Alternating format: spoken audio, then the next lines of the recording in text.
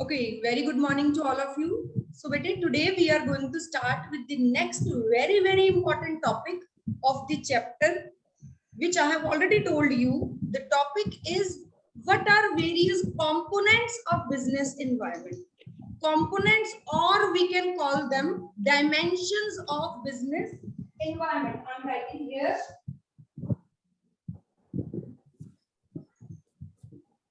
Dimensions, is it visible?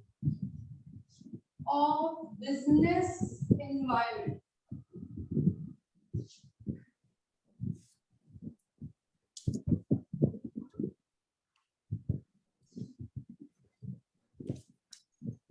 अच्छा, one more thing you are supposed to keep in mind here. जब मैंने business environment की बात की, तो here I am talking about which environment I am talking about. Anyone can tell me? Internal or external? Which environment I am talking about? External. External, number one. Number two, specific or general? Which environment I am talking about? General. Yes, here I am talking about number one, external environment, or number two, I am talking about general environment. ये थोड़ा सा आपने अपने दिमाग में रखनी है बात, क्योंकि जब हम पॉइंट्स डिस्कस करेंगे आपको यहाँ कंफ्यूजन ना हो, इसलिए आपको पहले से बता दूं. So we are going to discuss points of external environment and general environment. General environment means which affects all businesses. एक कंट्री में, एक स्टेट में, एक पर्टिकुलर रीजन में जितने भी बिजनेसेस हैं, वो फैक्टर्स जो सबको इक्वली इफेक्ट करते हैं, that we are going to study now. So what are the dimensions? It is, पहले मैं नाम ही लिख देती हूँ, economic environment. Number one, economic environment. Number two, it is political environment और सोशल भी लिख सकते हैं. पहले चलिए social environment. Then it is legal environment. शायद पहले भी आपको बताए होंगे. 5 है ये, एज इट इज आपको इसी तरह से करनी है. And the last one is technological environment. ठीक है जी. ये जो मैंने टर्म्स यहाँ पे बेटे लिखी हैं, ये वाइडर टर्म्स हैं. They are the categories, 5 categories of environment. इन categories के अंदर बहुत सारी चीजें आएंगी that we are going to study now. So first of all we are talking about economic environment of a business. अगर हम बात करते हैं कि इस कंट्री में या इस बिजनेस का इकोनॉमिक एनवायरनमेंट कैसा है, so what am I talking about? Can anyone please help me in this? Economic क्या किसको कहते हैं? हम कहते हैं इस कंट्री की इकोनॉमिक कंडीशन कैसी है, या okay Ketan. Yes Ketan. Financial. It means it is related to money. बेटे can you speak please little louder, मुझे कम सुनाई दे. It means it is related to money, like what are the financial conditions of the business. नहीं, हम environment की बात कर रहे हैं ना, हमारे बिजनेस की फाइनेंशियल कंडीशन की बात नहीं कर रहे. हम क्या बात कर रहे हैं? एक्सटर्नल एनवायरनमेंट की बात कर रहे हैं. तो एक्सटर्नली इकोनॉमिकल एनवायरनमेंट क्या होगा? Externally, yes okay. Like per capita income of society.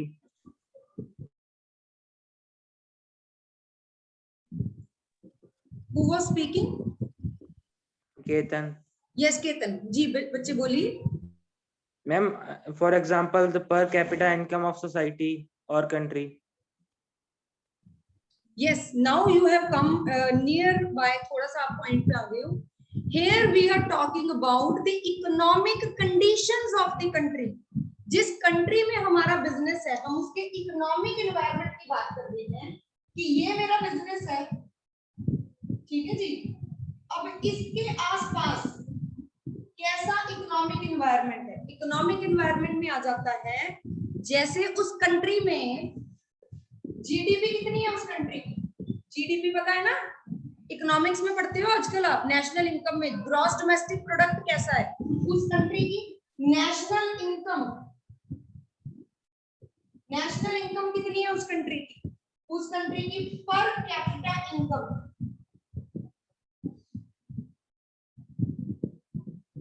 उस कंट्री में बैंक रेट कितना है, इंटरेस्ट रेट कितना है, उस कंट्री में इन्फ्लेशन है कि नहीं है, उस कंट्री की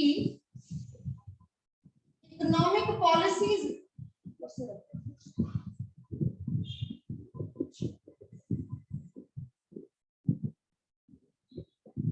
उस कंट्री की इकोनॉमिक पॉलिसीज कैसी हैं।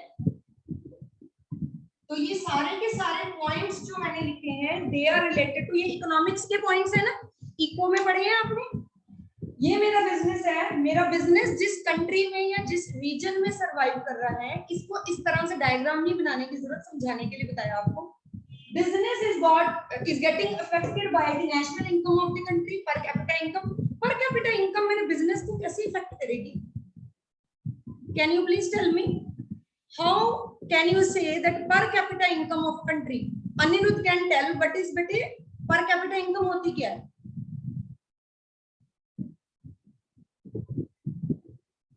Income of every citizen of living in that country. Very good. It is the income of individual, मतलब जितने भी लोग उस कंट्री में हैं, हम पूरी नेशनल इनकम को डिवाइड करते हैं पॉपुलेशन से, तो पर इंडिविजुअल मतलब each citizen of the country is earning this much capital, हम उसको this much income, it is called as per capita income. तो पर कैपिटा इनकम हमारे बिजनेस को कैसे इफेक्ट करेगी? Yes Ketan. Ma'am, if the per capita income of the consumers or the individuals living in the society is more, then they are more comfortable to purchase the commodity of the business. Very good. अगर पर capita income उस country के लोगों की ज्यादा है, then we will be able to manufacture costly goods. We will be able to manufacture quality products and sell them at high rates. अगर हम एग्जांपल के लिए लेती हूँ, I am running a business in Iraq. For example, in Iraq, I am running my business. In Iraq, after the America attack Iraq और उसको take over किया, आपको पता होगा, आपने सुना होगा सारा ये सारा न्यूज में, काफी इयर्स पहले की बात है। तो the whole country got like बहुत ज्यादा इफेक्ट हुआ वहां के लोगों को। उन्होंने, अमेरिका ने जब अटैक किया था, वॉर हुई वहां पे, the president of the country was being killed by American army and then the country was being taken over, Iraq. तो पूरा उनकी प्रॉपर्टी, जो public property was being damaged, the working of the people, it was highly affected, उनके businesses affect हुए। तो वहां के लोग they became, we can say, जैसे हम लोगों ने इंग्लैंड के, हम ब्रिटिशर्स के हम लोग गुलाम थे, similarly Iraq became some or the other way, वो भी अमेरिका के अंडर आ गए। तो वहां के लोगों की पर कैपिटा इनकम होगी कम। अब अगर आप अपना बिजनेस वहां चला रहे हो, तो will you be able to sell high quality or costly products? No, because that country's GDP is less, national income is less, per capita income is less, economic policies are like not in your favor, so your business will get affected. Similarly, if you are running a business in America India का world का सबसे ज्यादा powerful nation है, and that country capitalist economy है उनकी, और बहुत ज्यादा जीडीपी, नेशनल इनकम सबसे ज्यादा है, मोस्ट पावरफुल नेशन हम उसको इसीलिए कहते हैं। Now if you are running your business there, वहां पे देखो ये जितनी भी आपने देखा होगा बड़ी बड़ी ब्रांड्स है, सब अमेरिका की है। The companies, they are manufacturing high quality goods and then selling those goods. Why? Because people over there, they can afford. उनकी जीडीपी ज्यादा है, नेशनल इनकम ज्यादा है, पर कैपिटा इनकम ज्यादा है। So this is just mere an example to make you understand that economic environment of the country or of the area where your business is running. So your business will definitely get affected by it. ठीक है जी। Economic environment में, economic environment में बेटे 3 categories आती हैं, मैं लिख देती हूं यहाँ पे, इसको रख कर रही हूं। 3 major aspects are being covered here in economic environment में। आ जाती है इकोनॉमिक कंडीशंस, इसमें आ जाती है इकोनॉमिक सिस्टम, एंड इसी में आ जाता है economic policy.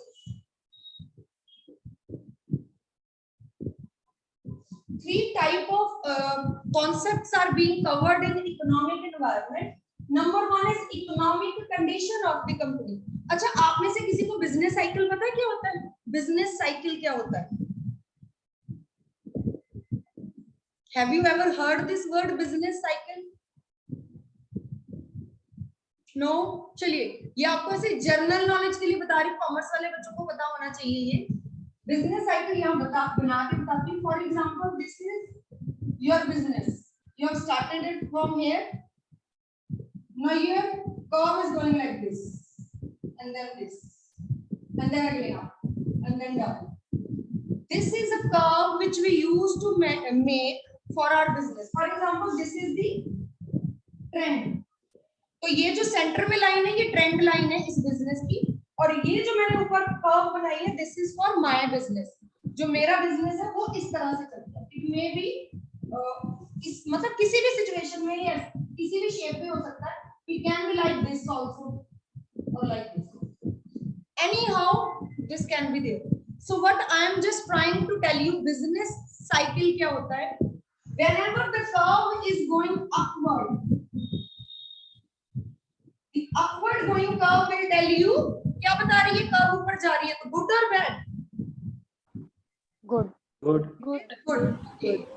So when the curve reaches its peak, जब वो अपनी पीक पे पहुंच जाती है, इससे ज्यादा हमारा बिजनेस ग्रो नहीं कर सकता, पीक को टच करके फिर नीचे आए, इस पीक पॉइंट को कहते हैं प्रॉस्पेरिटी और बूम पीरियड। क्या कहते हैं इसको? प्रॉस्पेरिटी और बूम पीरियड कहते हैं। Boom means best of the best, इससे ज्यादा बेस्ट आपका बिजनेस कभी नहीं कर सकता। So this highest point in this business curve is called as prosperity और बूम पीरियड। ये ऐसा टाइम होता है जब आपको सबसे ज्यादा डिमांड आपके प्रोडक्ट की है, हाई रेट पे हाईएस्ट डिमांड आपकी गुड्स की होगी। इससे ज्यादा बियॉन्ड इस पॉइंट पे आप डिमांड आपकी हो ही नहीं सकती, इससे ज्यादा आप मैन्युफैक्चर करके बेच ही नहीं सकते। उसके बाद अगेन हमारी इकोनॉमी नीचे जा रही है, कोविड आ गया, डिमांड बंद होगी, कैपिटल कम होगी, इकोनॉमी जा रही नीचे, हम भी नीचे, तो वी आर गोइंग डाउनवर्ड्स। तो दिस इज कॉल्ड एज, नीचे को जाने को क्या बोलते हैं? It is called as recession. क्या बोलते हैं इसको? Recession period. स्पेलिंग बतानी है तो बता देती हूँ, RECESSION, रिसेशन पीरियड कहते हैं। क्या बोलते हैं? रिसेशन। आपने सुना है ना, इकोनॉमी में न्यूज में आता है कि अमेरिका में मंदी आ गई, या recession is going on in America. Mostly America से शुरू होता है, फिर बाकी कंट्रीज में भी आ जाती है। कोई 10-12 साल पहले इंडिया में, सारी ऑल ओवर द वर्ल्ड बहुत ज्यादा high rate of recession was there. तो सिमिलरली जैसे अब चल रहा है right now in the covid time, recession is going on. जितनी भी इंडस्ट्रीज हमारी ऊपर थी, make in India, skill India movement, ये सारे जो प्रोजेक्ट मोदी जी ने लॉन्च किए थे 2-3 इयर्स बैक, उसके करके हमारी कंट्री यहाँ थी पीक पे। But after this covid breakdown, now we are also on this low, recession चल रहा है। कब तक जाएगा पता नहीं, नीचे जाता जाएगा। Once this covid situation will get over, तो एक मिनिमम पॉइंट टच करेगा। That minimum point in this business cycle is called as depression. क्या बोलते हैं इसको? डिप्रेशन कहते हैं मिनिमम पॉइंट जब पहुंच जाता है हमारे बिजनेस का। And then after touching this point, the business will again start, इसको कहते हैं recovery. When the business is again going upward, it is called as recovery. Again boom, recession, depression, recovery. Like this, the business cycle goes on. 4 stages होती हैं, prosperity और boom, recession, depression, recovery. Prosperity, recession, depression, recovery. Like this. Have you noted it down? लिख लिया बेटे सबने? तो अब आपकी इकोनॉमी में क्या चल रहा है राइट नाउ? क्या चल रहा है इंडियन इकोनॉमी में? Can anyone please tell me? Recession. Recession is going on. Yes. So this recession को हिंदी में क्या बोलते हैं, न्यूज में बोलते हैं मंदी. मंदी means that market is going down. Okay जी, तो इसको मैंने कर दिया आपका. This is just my effort to tell you what do you mean by economic condition. तो अब इकोनॉमिक कंडीशन में आ जाएगा कि अच्छा एक चीज और, जब ये टॉप पे होता है ना, जिसको हम प्रॉस्पेरिटी कहते हैं, बूम भी कहते हैं, इस टाइम पीरियड को, ये ऐसा टाइम होता है जब हमारी इकोनॉमी में इन्फ्लेशन होती है. इन्फ्लेशन मींस महंगाई सबसे पीक पे, जितनी ज्यादा डिमांड, जितनी ज्यादा मैन्युफैक्चरिंग, उतनी ज्यादा महंगाई हो जाती है. ठीक है, आपको याद होगा 1-2 साल पहले की जब कोविड से पहले everything rate was going up. रोज आता था महंगाई इतने % बढ़ गई, महंगाई इतने % बढ़ गई, क्योंकि हमारी इकोनॉमी ग्रो कर रही थी. तो this is situation of inflation, जब इकोनॉमी नीचे चली जाती है, बिल्कुल नीचे. और इस पॉइंट को जब हम डिप्रेशन कहते हैं, तो उसका उस टाइम पे हमारी इकोनॉमी डिफ्लेशन में चली जाती है. डिफ्लेशन क्या होती है?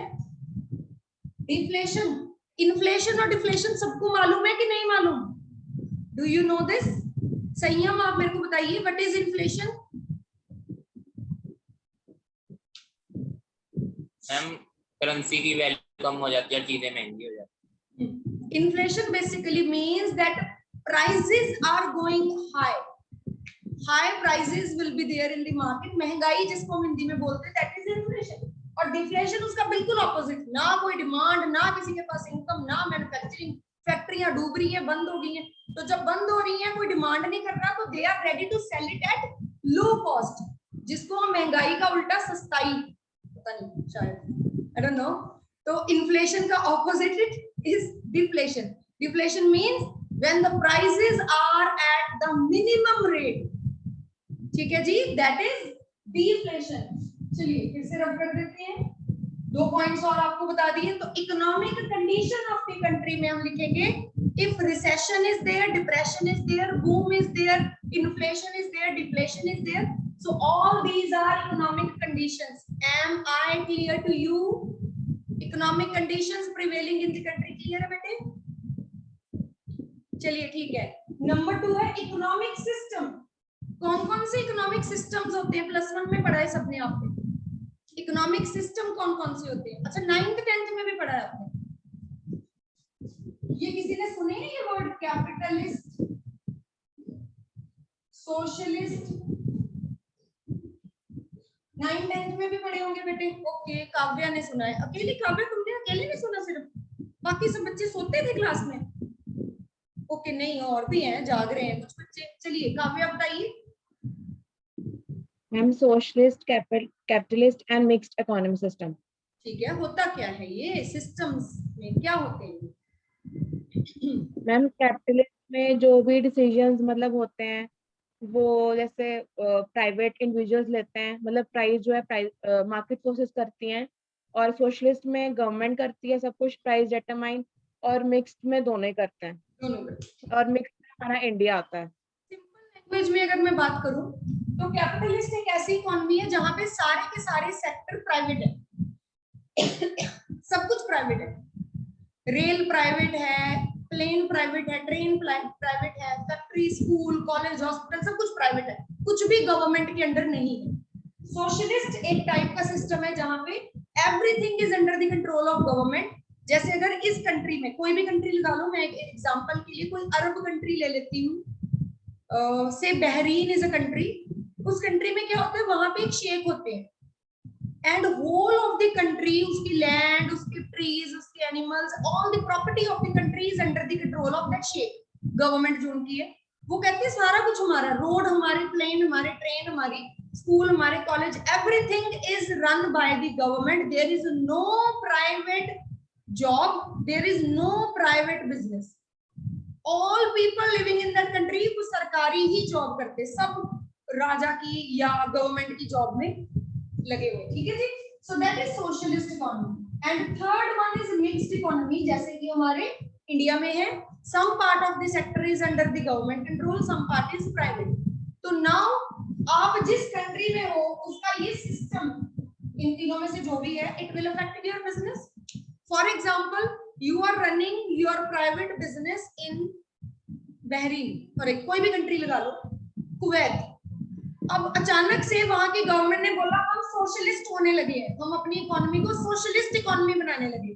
तो what you have to do, you have to sell your business to the government because government will take charge of the business. So this is how the economic system of the country also affects your presence, the presence of your business or functioning of your business is being affected there. ठीक है जी।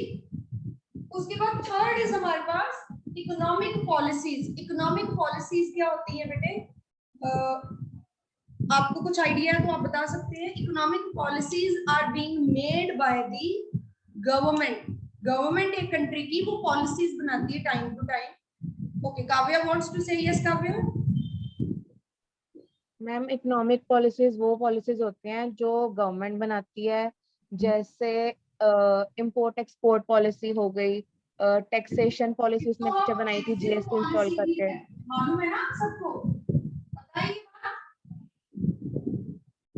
Export, EX export and IM import. Export import policy को EXIM policy बोलते हैं। क्या बोलते हैं? EXIM policy. तो EXIM policy, similarly taxation policy, foreign exchange. तो इन सारी चीजों के साथ रिलेटेड जो पॉलिसीज गवर्नमेंट बनाएगी, जो रूल गवर्नमेंट बनाएगी, जो पॉलिसीज बनाएगी, जो लॉज बनाएगी, that are all covered under the economic policies. और मान लो आपका एक्सपोर्ट का बिजनेस है, गवर्नमेंट ने एक्सपोर्ट इंपोर्ट पॉलिसी चेंज कर दी, it will affect your business. Yes. Taxation policy government ने चेंज कर दी। Earlier you were paying some other rate of tax, now you have to pay some other rate of tax, so definitely your business is going to get affected by this. ठीक है जी। So this is how these 3 points are being included in economic environment. Today I am giving you the idea of all these points, and tomorrow we are going to, like today only I will share you the notes. इसके notes मेरे पास ready हैं। I will share it with you along with the keywords, and we will discuss it tomorrow with the help of PDF also. ठीक है जी। Number 2 आ गया political environment. Now what do you mean by political environment? Political में क्या आ जाता है बेटे? Government. Yes, Jasmine. The political environment includes the government and the decisions made by them. See, government में basically here they want to tell you about the political party. कि कौन सी party है power में, in power, and their ideology. जो political party power में उनकी ideology क्या है। अब फॉर एग्जांपल मैं आपको एक एग्जांपल देती हूँ। फ्यू इयर्स बैक, काफी साल पहले actually, our prime minister was Sardar doctor Manmohan Singh. आपको याद होगा, कांग्रेस पार्टी के थे वो leader, and then he became prime minister of the country. He was earlier, he was a doctor. उनका नाम क्यों है? बिकॉज ही हैज PhD इन इकोनॉमिक्स। इकोनॉमिक्स में PhD की, तो उनकी thought process is related to economy को अपलिफ्ट करना है, अपनी कंट्री को अपलिफ्ट करना है। तो his ideology, his political party, when he was in power, he was working towards upliftment of the economy. हमें इसी चैप्टर में अभी हम आगे पढ़ेंगे। एक न्यू इकोनॉमिक पॉलिसी 1991 में लॉन्च हुई थी। It was also being launched by him only. The policy of, आपने वो भी पढ़ा होगा शायद जूनियर क्लासेस में, LPG पॉलिसी जिसको कहते हैं। सुना है आपने सबने? LPG पॉलिसी नहीं सुना है? लिबरलाइजेशन, प्राइवेटाइजेशन और ग्लोबलाइजेशन सुना है? So this policy was also being launched by Prime Minister Manmohan Singh, and he was having the ideology of this, मतलब इस तरह की सोच थी। कोई और पार्टी, मैं एक और एग्जांपल लेती हूँ। फॉर एग्जांपल हमारी कंट्री के प्राइम मिनिस्टर बन जाते हैं ये जो पतंजलि वाले बाबा जी हैं, क्या नाम है उनका, रामदेव। तो अगर वो हमारी कंट्री के प्राइम मिनिस्टर बन जाते हैं, what will be his ideology? He used to say स्वदेशी अपनाओ। वो क्या करेंगे? वो ग्लोबलाइजेशन ही बंद कर देंगे। वो कहेंगे फॉरेन कंट्रीज की कंपनियां बंद करो, इंडिया में बनाओ, इंडिया में करो कंज्यूम, तो his ideology will be something else, so he will be taking decisions based on his ideology. Is it clear to you bete? Now the basic thing is कौन सी political party power में है और उनकी ideology कैसी है, what type of decision he wants to take. जैसे हमारे मोदी जी ने कौन कौन सी पॉलिसीज चलाई, सफाई की बड़ी, उनको शुरू में जब हमारी बीजेपी पार्टी, हमारी मतलब सारी पार्टीज हमारी हैं, मैं हमारी कह रही हूँ, डजंट मीन मैं I belong to BJP, I don't belong to any party, मैं वोट भी नहीं डालती हूँ मैं तो BJP party when it comes in power, तो सबसे पहला जो स्कीम लॉन्च की प्राइम मिनिस्टर ने, हमारे मोदी जी ने, द स्कीम वाज स्वच्छ भारत अभियान. सो स्वच्छ भारत अभियान is an example of political environment of the business. उस स्कीम के अंडर आपको मैं एग्जांपल दे के समझा देती हूँ. 2-3 इयर्स बैक आपको याद होगा दिल्ली में 1 मंथ तक अंधेरा ही रहा, मालूम है आपको, ये बात न्यूज में आई थी, बच्चों को 1 महीना छुट्टियां हो गई थी. आफ्टर दिवाली सेलिब्रेशन दिल्ली का एनवायरनमेंट इतना पोल्यूटेड हो गया कि वहां पे सूरज दिखता ही नहीं था, पूरा उनका जो एटमॉस्फेयर था, जो आसमान था ना, वो पूरा हेजी हो गया. इट वाज सो लाइक दिखना ही बंद हो गया, विजिबिलिटी इतनी पुअर हो गई, लोगों को ब्रीदिंग प्रॉब्लम हो गई कि गवर्नमेंट, दिल्ली की गवर्नमेंट ने क्या किया, 1 मंथ के लिए छुट्टियां डाल दी स्कूलों में, और बिजनेसेस के लिए भी, मतलब बहुत सारे स्टैंडर्ड्स चेंज किए. At that time the government took a decision कि जितनी भी दिल्ली में कुछ, मतलब उन्होंने एनवायरमेंट फ्रेंडली कुछ स्टैंडर्ड्स बनाए, और जो भी कंपनीज उन स्टैंडर्ड्स को मीट नहीं कर पाई, उन सारी कंपनीज को वहां से निकाल दिया. You know this 10-15 type of companies were expelled from Delhi. Delhi से कंपनी से निकाल दी, उनका पूरा का पूरा बोरी बिस्तर उठाओ, निकलो, जहां मर्जी जाओ, क्योंकि those companies they were affecting the environment. उनका इतना ज्यादा पोल्यूशन लेवल था कि दिल्ली में और ज्यादा ऐड ऑन हो रहा था pollution.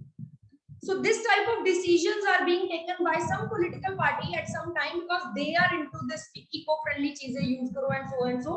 So these are a part of political environment. याद रहेगा, अगर आपको हिंट मिली, किसी गवर्नमेंट ने डिसीजन लिया, कोई नया स्कीम लॉन्च की, कोई जैसे पंजाब बंद बोल दिया, हमारी स्टेट गवर्नमेंट ने बोला पंजाब बंद करेगी किसानों को फेवर करने के लिए, तो this is also a political environment, उसकी वजह से हमारा बिजनेस बंद हो गया. ठीक है जी बेटे, is it clear to you?